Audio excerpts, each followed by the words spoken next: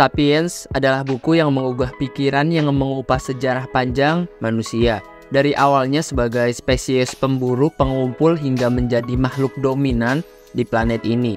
Yuval Noah Harari membawa kita melalui perjalanan evolusi dan dampak besar yang telah dihasilkan oleh Homo sapiens. Buku ini menyoroti revolusi kognitif sebagai titik balik dalam sejarah manusia. Pada saat ini, manusia mulai mengembangkan kemampuan berpikir abstrak dan bahasa yang memungkinkan kita untuk berkolaborasi dalam kelompok besar dan mentransfer pengetahuan melalui generasi. Revolusi kognitif terjadi sekitar 70.000 hingga 30.000 tahun yang lalu, menjadikannya salah satu peristiwa paling penting dalam sejarah manusia.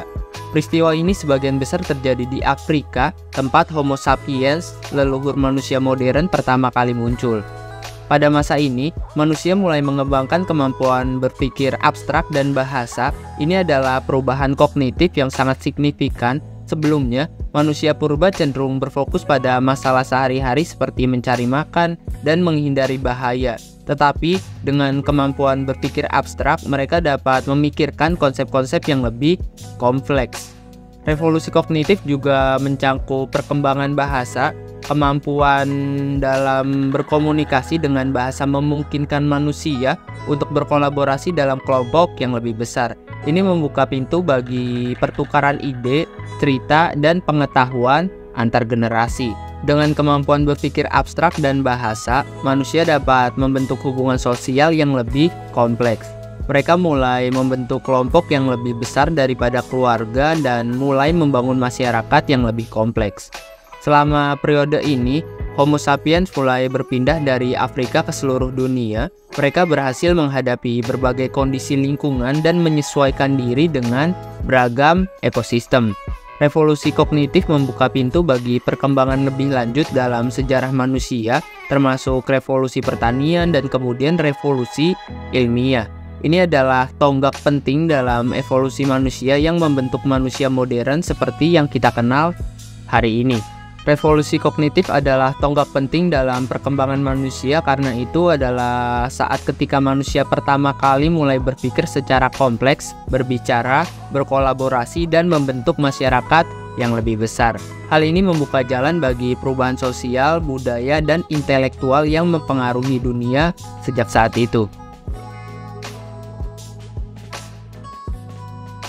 Revolusi pertanian adalah perubahan besar berikutnya dalam sejarah manusia. Kita berubah dari gaya hidup berpindah-pindah menjadi petani yang menetap.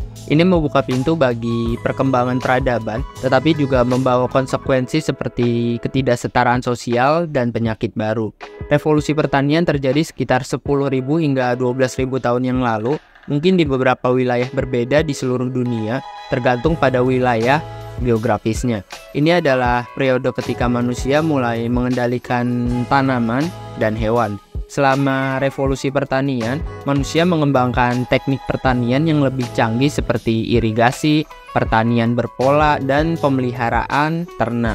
Ini memungkinkan mereka untuk menghasilkan makanan dengan jumlah yang lebih besar daripada sebelumnya.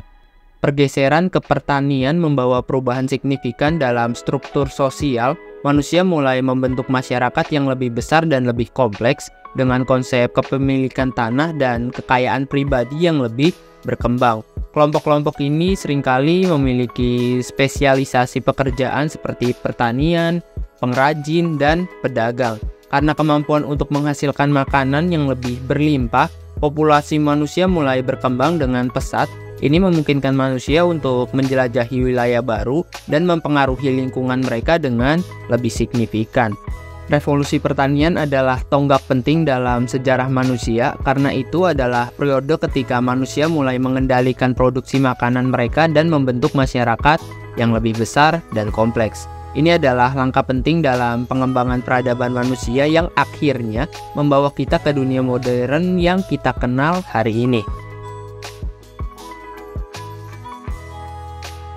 Harari juga membahas revolusi ilmiah dan revolusi industri yang mengubah dunia pada tingkat yang belum pernah terjadi sebelumnya.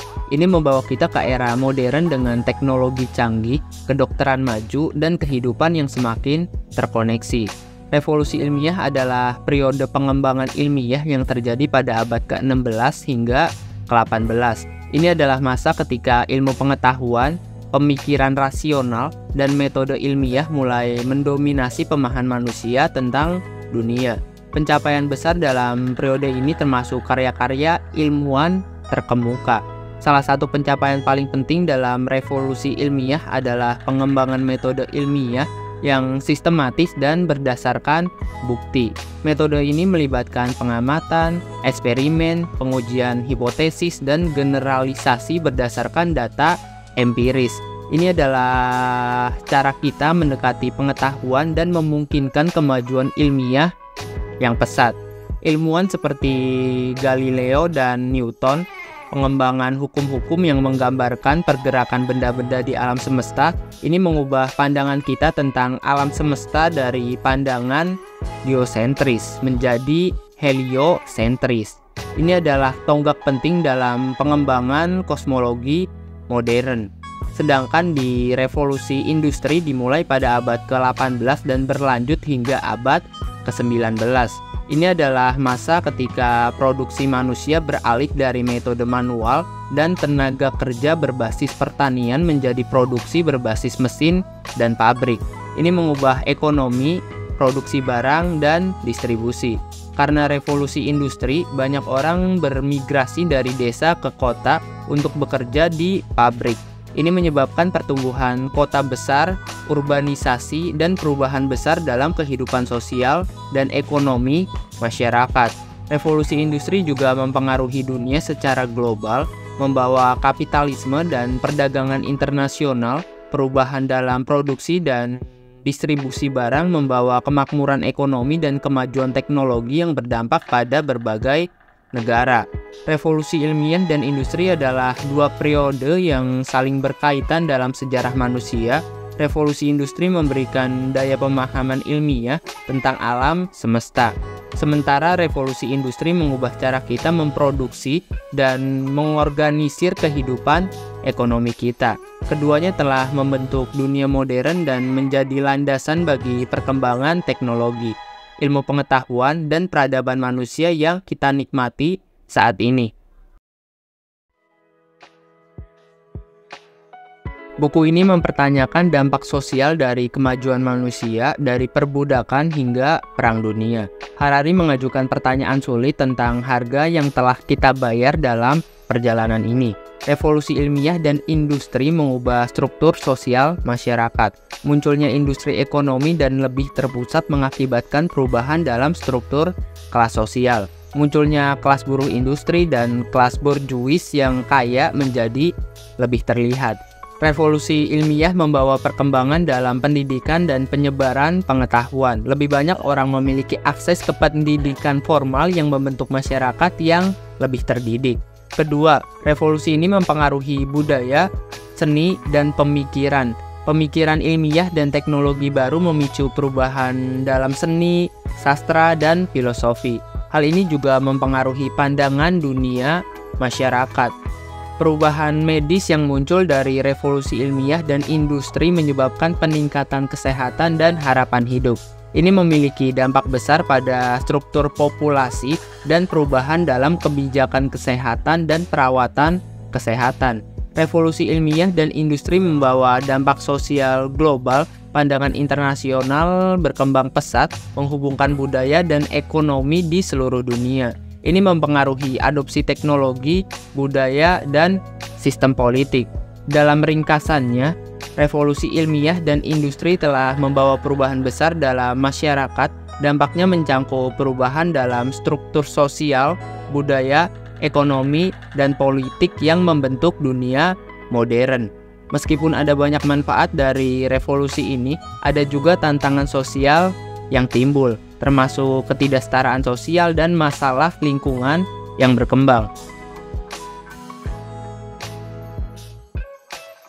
Terakhir, buku ini merenungkan tentang masa depan.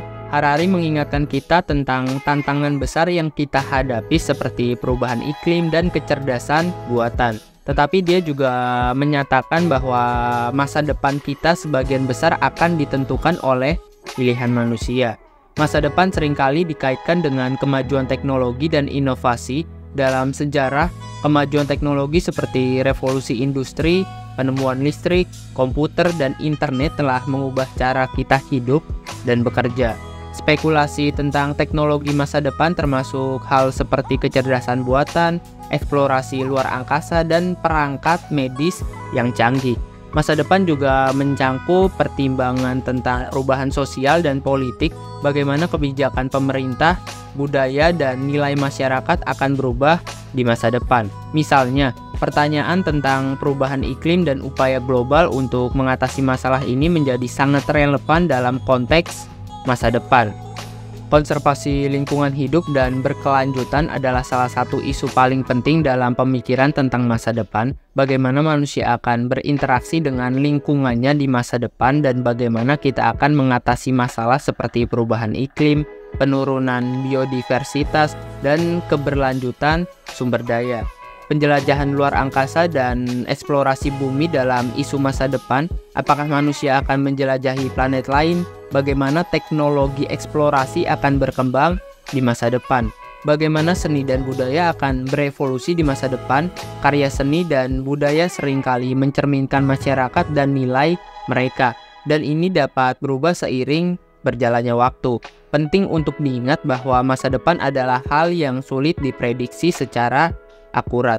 Namun, pemikiran tentang masa depan penting dalam perencanaan, kebijakan, dan pengambilan keputusan saat ini. Selain itu, perubahan sosial, ilmiah, dan teknologi yang telah terjadi dalam sejarah telah membawa banyak manfaat bagi manusia. Sementara juga membawa tantangan yang harus dihadapi dan diatasi di masa depan. Sapiens adalah buku yang merangsang pemikiran dan memicu perdebatan tentang asal-usul dan masa depan manusia. Buku ini mengajak kita untuk merenung tentang bagaimana kita bisa membentuk masa depan yang lebih baik. Ada beberapa kalimat nih yang sangat menarik dari penulis, itu adalah bagaimana Anda membuat orang percaya pada tatanan khayalan seperti agama, demokrasi, atau kapitalisme. Pertama, Anda tidak pernah mengakui bahwa tatanan tersebut hanya khayalan.